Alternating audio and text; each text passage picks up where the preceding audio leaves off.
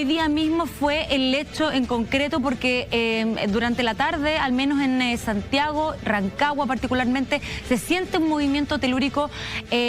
Para nosotros no es un terremoto, es más bien un temblor, tenemos que ser enfáticos en eso. Pero claramente para lo que perceptible. pasó en Japón, sí, eso sí es un terremoto. Lama, tú tienes toda la información y por supuesto Juan Andrés Alfate nos complementa con los datos más duros. Exacto, porque hoy día a las 5:15 de la tarde al sureste de Rancagua se sintió un movimiento telúrico de 5.1 y que no dejó a nadie indiferente, tomando en cuenta lo que decías tú, Camila, que en el día de hoy se sintieron 2 fuertes temblores en la zona de Japón, donde además se encuentra la selección chilena de fútbol. Una situación que podríamos llamar complicada para nuestro país. La verdad yo me atrevería a decir que no. ¿Y sabes por qué te lo digo? Porque tenemos el siguiente titular, Camila Andrade. A ver, revisa. A ver. Calma, chilenos. Terremoto en Japón no reúne las condiciones para generar un tsunami en Chile. Por cierto. Esto fue lo que informó el Servicio Hidrográfico y Oceanográfico de la Armada de Chile. Y a pesar de que los movimientos estén directamente relacionados a lo ocurrido en Japón. Recordemos que, bueno, el 2011, siempre lo hemos dicho en este programa, que lo del 2010, el terremoto nuestro, provocó un terremoto un año después en Japón, y eso al mismo tiempo el 2011 trajo oleaje a Chile en algunos sectores de nuestro país. Claro, el camino exactamente fue Haití, Chile y posteriormente Japón, para el año 2011, concluyendo ese ciclo donde la energía se resguarda y luego comienza a guardarse para volver a manifestarse en Nepal, luego en el norte de Chile, y el viaje que es perpetuo prácticamente. Desde ese punto de vista, Juan Andrés o Alfredo, en realidad cualquiera de los dos, insisto, tomando la teoría de la migración, pensando en esa teoría, obviamente, los terremotos que hemos visto en Indonesia, de Japón, de alguna manera implican que se van acercando a nuestro país. O sea, ¿estaríamos nosotros dentro de...? Claro, ¿sería esa la forma o no? Muy buen punto. Porque claramente hace un mes se dio una serie de sismos en varias partes del mundo que vamos a pasar a revisar, como Indonesia, Venezuela y por supuesto también Japón. Efectivamente. Entonces vamos a hablar de aquello, sí, pero lo que es la noticia del día de hoy, tenemos imágenes de lo que fue el sismo de hoy. Hoy día. Claro, pobrecito, que después de la hora de calor y después de las inundaciones, ahora un sismo nuevamente. Ahí estamos viendo las imágenes. Esto fue lo que ocurrió en la ciudad de Sapporo a las 3:08 de la madrugada, 3 de la tarde, hora chilena, a 26 kilómetros de la ciudad de Chitose. Tuvo 31 kilómetros de profundidad, 6,6 grados. Y el segundo, cerca, que no sé si será una réplica, fue de 5,3. La misma ciudad se encuentra la selección chilena de fútbol que juega en la madrugada del día viernes contra el combinado japonés. Habían algunos despachos también de comentaristas deportivos en nuestro país, allá por supuesto aprovechando este sismo y el pánico que ocurrió en Japón. Este es el primer registro que tenemos varios, ¿no? Esto sería más bien el interior de... Es para que nos hagamos una idea de la sensación que hubo. Él es un chileno incluso. Ok. Max, que grabó este video, como te puedes fijar, se asustó menos que posiblemente otros un poco más acostumbrados. Él es corresponsal de fútbol. ¿Él es corresponsal de fútbol? Sí. Ya. Sí. Max Cárdenas es su nombre. Y ahí nos está mostrando cuál fue la sensación que hubo en este movimiento sísmico. Lo subió obviamente a sus redes sociales donde lo pudo compartir. Ahora, como puedes ver, digamos, el comportamiento, y esto para que ustedes lo vayan entendiendo, de un chileno en medio de un sismo que incluso puede llegar fácilmente a casi a los 7 grados en la escala de Richter. No es que no se inmute, o sea, saca su teléfono y comienza a hacer un registro, porque el movimiento sí es importante, porque es otro el terreno el que se vive en la isla de Japón, pero sin embargo no acompaña la pequeña histeria colectiva que sin embargo sí acusa al pueblo japonés, que nunca han terminado de acostumbrarse a la tremenda cantidad de sismos que al igual que nosotros tienen durante el año. Vale decir, el chileno es el mejor portado frente a un movimiento sísmico, porque nuestra historia de terremotos la verdad es que supera a cualquier otro país. Es loco, fíjate, el fenómeno que tú estás hablando, porque de alguna manera tiene que ver con una cultura que no han logrado incorporar los japoneses, porque ellos también están en ¿cómo se llama? El cinturón de fuego. El cinturón de fuego. Y le avisan, tienen un par de segundos antes que le avisan. Sin embargo, lo que dice Juan Andrés es muy cierto. O sea, ellos no han logrado desarrollar una conducta o internalizar una cultura respecto a eso, sí. Claro, absolutamente. no como nosotros. Pero es que tampoco nosotros no somos dueños del universo. O sea, también a nosotros nos puede pasar todo en cualquier momento. Pero nosotros al parecer ya reaccionamos distinto, ¿no? Como que... O sea, hay una tranquilidad que de verdad otros pueblos no tienen. Es verdad. Aparte que esto es como los traumas, ¿ah?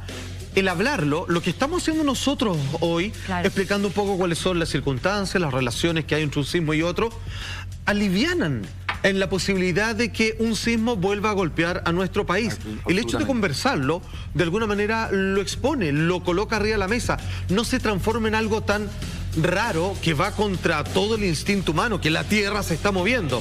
El hecho de simplemente verbalizarlo nos coloca en una situación un poco más de control respecto a aceptarlo como algo natural, que es lo que es, y finalmente saber cuáles son las prácticas que tú debes tener y actitudes frente a un sismo de cierta intensidad, como el que se ve hoy día en Rancagua, de 5, que es perceptible para todo el mundo, 5.1 muy bien, hasta hacia arriba, que nosotros tenemos un récord de los terremotos más Tan grandes. importante lo que estás diciendo, fíjate, Juan Andrés, porque recuerdo conversaciones que hemos tenido con Carla, acá en el programa, donde efectivamente la idea de que se te mueva el piso es algo muy angustiante.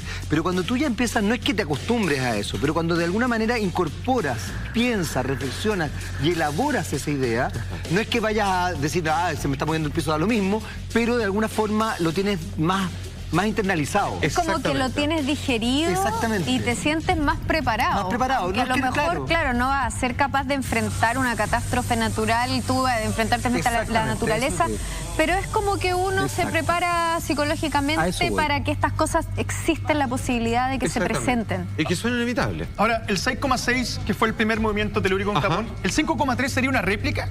El 5,3 es una réplica por definición. Una réplica siempre tiene que ser muy similar, cuando mucho, al terremoto principal o en una escala más abajo.